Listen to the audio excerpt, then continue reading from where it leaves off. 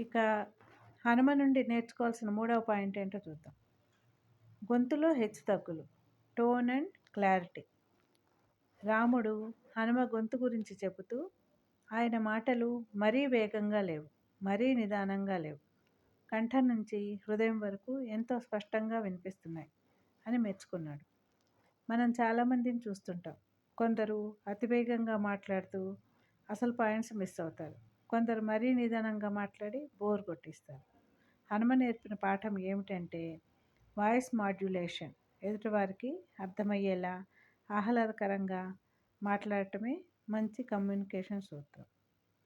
ఇక 4వ పాయింట్, సందర్భాన్ని బట్టి వేషం, కాంటెక్స్చువల్ అవేర్నెస్.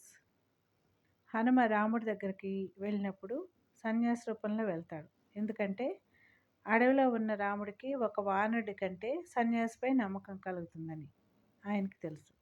అదే లంకల సీతమ్మ దగ్గరికి వెళ్ళినప్పుడు చిన్న కోతి రూపంలో వెళ్ళి రాముడి కథను వినిపించి ఆమె నమ్మకాన్ని గెలుచుకుంటాడు.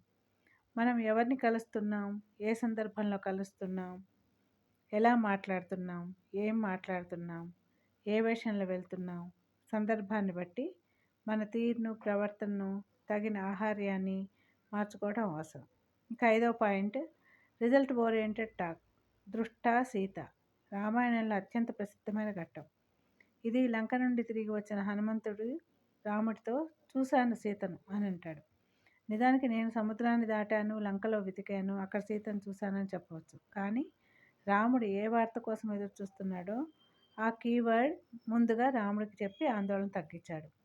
ఆఫీసుల్లో రిపోర్టింగ్ చేసేటప్పుడు సోది చెప్పకుండా అసలు విషయం ముందుగా చెప్పాలి. దీనివల్ల సమయం ఆదా అవుతుంది, మన ప్రొఫెషనలిజం కూడా పెరుగుతుంది. రాముడు చివరగా ఒక అద్భుతమైన మాట అంటాడు. ఈయన మాటలు వింటే కత్తి ఎత్తిన శత్రువు కూడా శాంతించి ప్రసన్నుడవుతాడు అని. అంటే మాటతో యుద్ధాలను ఆపవచ్చు, మనసులను గెలపవచ్చు. హనుమ నేర్పిన ఈ పాఠాలు వినయం, స్పష్టత, సమయస్ఫూర్తి, సందర్భోచిత సంభాషణలు నేటి తరం యువతకు, ఉద్యోగులకు ఎంతో ఆవశ్యకం. ఆధ్యాత్మికంగా హనుమను పూజించటమే కాదు, ఆయనలోని వాక్చాతుర్యం కూడా మనం అందిపుచ్చుకుంటే జీవితంలో తిరుగు ఉండదు. ఇలా మన పురాణ ఇతిహాసాల నుండి మనం నేర్చుకోవాల్సినవి చాలా ఉన్నాయి. అవి నేర్చుకోవాలంటే ముందుగా మనం ఆ పురాణాలని చదవాలి.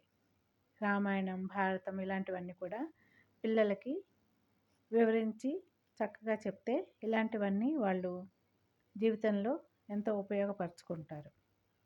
కాబట్టి అందరూ పురాణాలు చదవండి.